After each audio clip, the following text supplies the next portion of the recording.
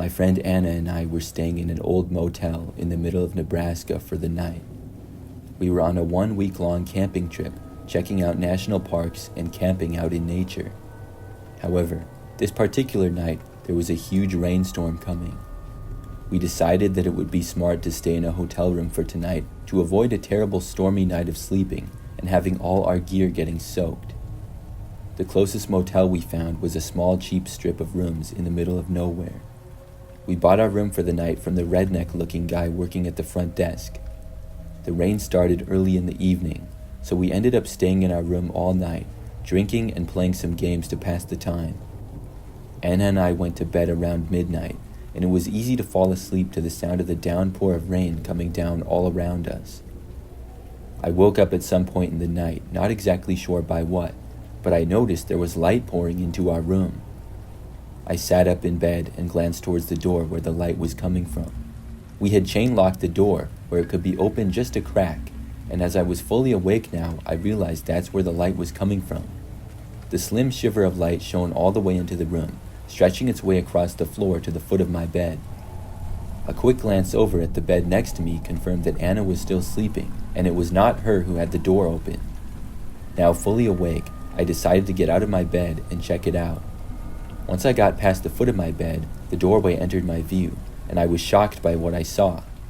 The door was indeed open a crack, just as much as the chain would allow, and an arm was reaching through the crack, fumbling around trying to undo the chain that was the only thing keeping the door from being completely open. Instincts and adrenaline took over for me immediately. I ran towards the door and slammed my whole body weight against it, forcefully closing the door onto the arm that was still reaching through the crack. I heard a grunt on the other side, and the arm withdrew from the crack, and whoever was on the other side vanished. Anna, who was awoken by all the commotion, called the police, alerting them that there was an attempted intruder at the motel we were staying at. It was close to 5 a.m. now, and even though it was early, Anna and I agreed to pack up our stuff and hit the road. As we left our motel room, the police were already at the front desk talking to the worker. We were approached by a cop and asked if we were okay and if we saw who the culprit was. The man who was working at the front desk also appeared and kept repeating that he didn't see anyone while he was working. Funny enough though, he was holding his right arm very gingerly, and even when he wasn't holding it pretending to cross his arms, it hung oddly at his side. Right before heading out, we informed the cops that we suspected it was the guy working at the front desk who was attempting to enter our room. They told us they would look into it, and that's the only information we were given before we drove off, continuing our journey. I have no idea if they ever confirmed that the man working at the front desk had been the one attempting to enter our room. It was comforting to me, though, that even if the man didn't face any legal actions for that night, I had either broke his arm or severely injured it. Perhaps that would stop him from trying anything crazy like that again.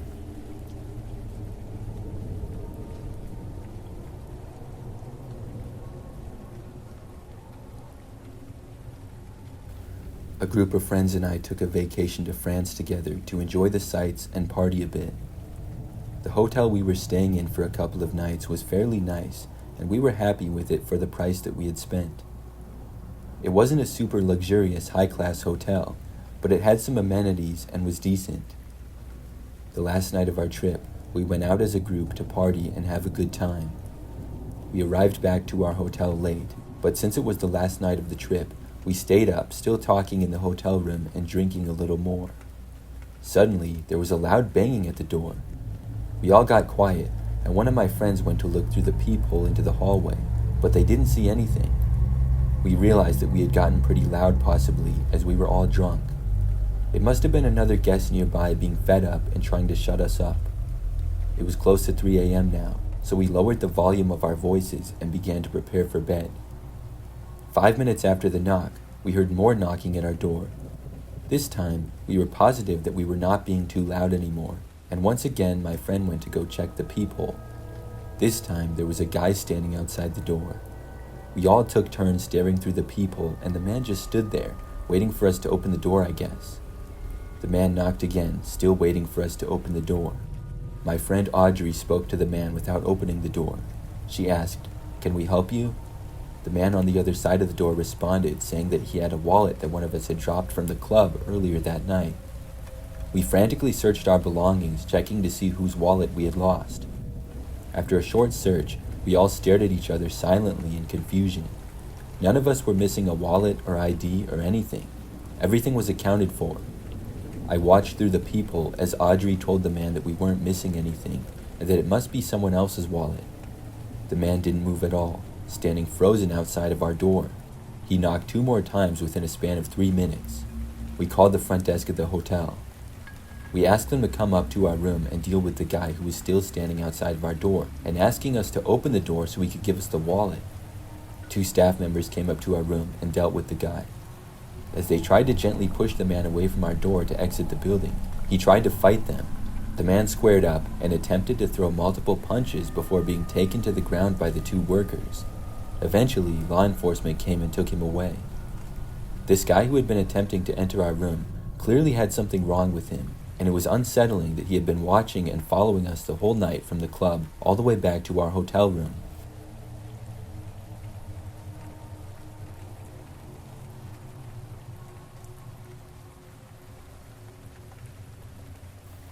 I was traveling alone for a business conference, and the budget didn't stretch to high-end hotels. I found a small, inexpensive one online, situated on the edge of a town. It looked decent enough in the photos, though they were clearly outdated. The reviews were mixed. Some people had good experiences, and others complained about odd noises and strange happenings. I shrugged it off as an exaggeration. I was only going to be there a couple of nights, and I figured that I wouldn't have any problems. The check-in process when I got there was very uneventful. The clerk was an elderly man who didn't say much beyond handing me the key. I headed to my room, which was at the end of a long, narrow hallway. The carpet was worn, and the walls had patches where the paint was peeling. The hotel was definitely older than the pictures online showed, and needed some serious renovations. I went about my usual routine of unpacking, setting up my laptop, and getting some work done. Around 10 p.m., I decided to get some rest. The bed was uncomfortable, but I managed to fall asleep fairly quickly. I woke up in the middle of the night to a loud banging noise coming from the room next door, though. It was relentless, like someone was hitting the wall or furniture repeatedly. I thought about calling the front desk, but decided against it because I was very tired and I hoped that it would stop soon. The banging persisted, though. It was unnerving, but I tried to ignore it and go back to sleep. Just when I started to drift off again, I heard something that made me sit up in bed. There was a faint whispering coming from the hallway. It was soft but distinct enough to make out words like help and please. I told myself it was probably just someone talking loudly outside, maybe even another guest who was drunk or having an argument. I got up to check the hallway. I peered through the peephole but saw nothing unusual. The corridor was empty and quiet now, except for a distant hum of what I assumed was the old heating system. I returned to bed feeling a bit uneasy, but I tried to shake it off. I closed my eyes and finally fell asleep. The next morning, I noticed the door to my room was slightly open. I was sure that I had closed it properly before going to sleep. I brushed it off as me being forgetful. When I went downstairs for breakfast, I asked the elderly clerk at the desk if he had any idea about the noises from the previous night. He just gave me a non-committal nod and said he didn't know. I spent the day at the conference trying to forget the night's disturbances. By the evening, I was back at the hotel and exhausted. I had hoped for a quiet night, but when I entered my room, I noticed something odd. My laptop, which had been on the desk when I left, was now on the bed. I hadn't touched it after finishing my work. That night, I was more cautious. I made sure everything was secure and tried to get some sleep. Around 2 a.m., I was jolted awake by a loud crash. It sounded like something heavy had fallen in the room next door. I didn't want to deal with the banging and whispering again, so I tried to stay calm. I could hear faint footsteps moving around in the corridor, but I didn't want to investigate. Then I heard a soft scratching sound coming from the closet. I was too scared to get up, so I laid in bed, wide awake, listening. The scratching continued, growing louder and more frantic. It felt like something or someone was trying to get out. I couldn't take it anymore. I got out of bed, turned on the light, and opened the closet. There was nothing inside but a few old hangers and some extra blankets. The next morning, I packed up quickly, relieved to be done with the place. As I checked out, I asked the clerk if there had been any recent issues with the rooms. He looked at me with a somber expression and said that sometimes guests reported strange experiences. He didn't offer any further explanation. I did some research later and found out that the hotel had a history of being associated with accidents and unexplained events. To this day, I can't explain what happened that night, but I'm glad that I don't have to stay there again.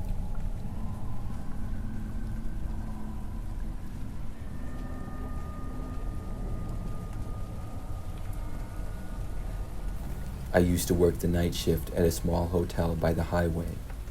It's usually quiet after midnight, just a few late arrivals and the occasional call. This one night was different. It started with a phone call at 1 a.m.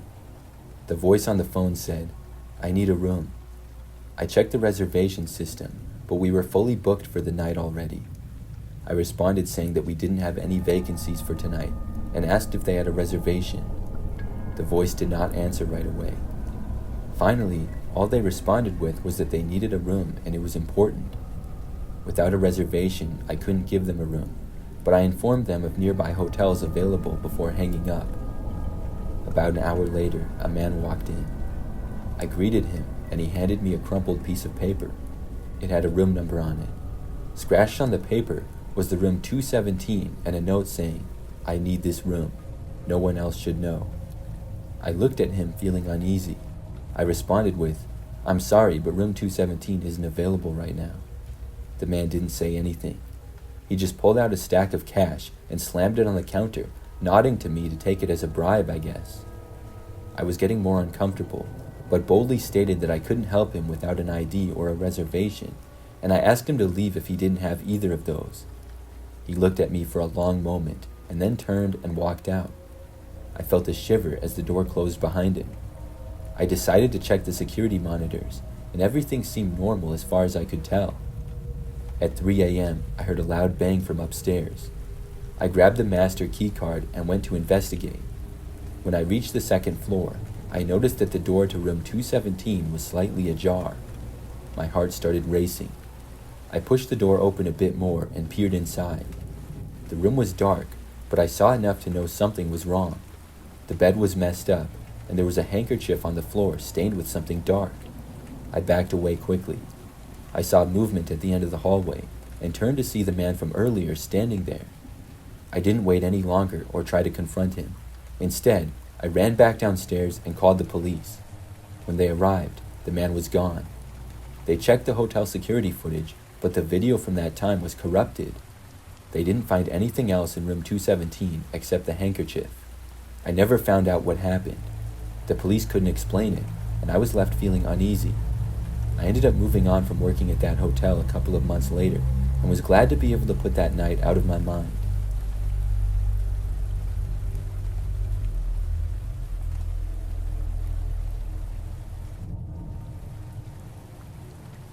One October night many years ago, when we were young adults, my friend Mike and I were driving back after a fun road trip. We ended up checking into a hotel later in the evening, as we weren't going to make it all the way home and didn't want to drive through the night. Mike and I decided to unwind in the hot tub at the hotel because there wasn't anything to do really in the small town we were staying in. We had been on the road all day, and the warmth of the hot tub was exactly what we needed. After checking in at the front desk, we changed into our swimsuits and headed down to the outdoor pool area. The pool itself was closed for maintenance, I think some sort of chemical treatment, but the hot tub was open. The night was clear and the stars were visible, but the area around the hot tub was poorly lit, casting long shadows over everything. Mike and I settled into the tub. It actually ended up being exactly what we needed to unwind before bed. We talked about our day, our plans for the next day, and just caught up on life. After a while, the conversation drifted into more trivial things, such as our old high school days, funny incidents, and random stuff. As we talked, we noticed a figure on the edge of the pool area. At first, we thought it was just someone from another room coming out for a late-night dip. But as time passed, the figure didn't move. It was just a man, just standing there looking at us.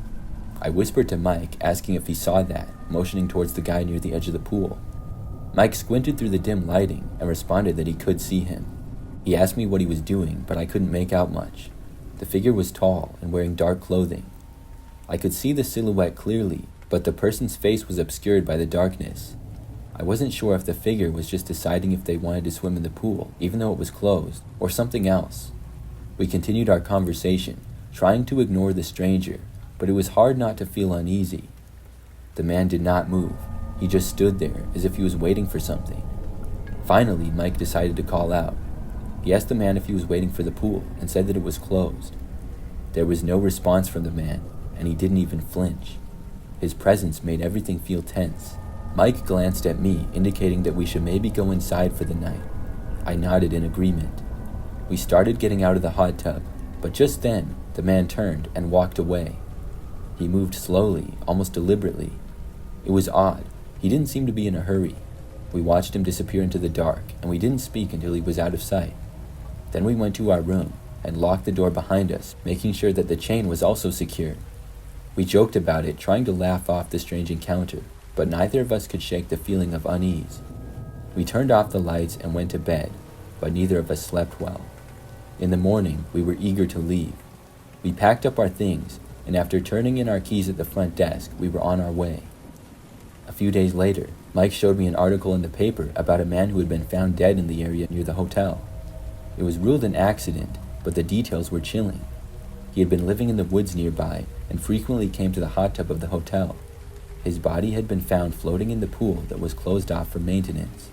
We never saw the face of the man who was at the pool with us that night, so we couldn't determine if it was the same guy who was pictured in the paper.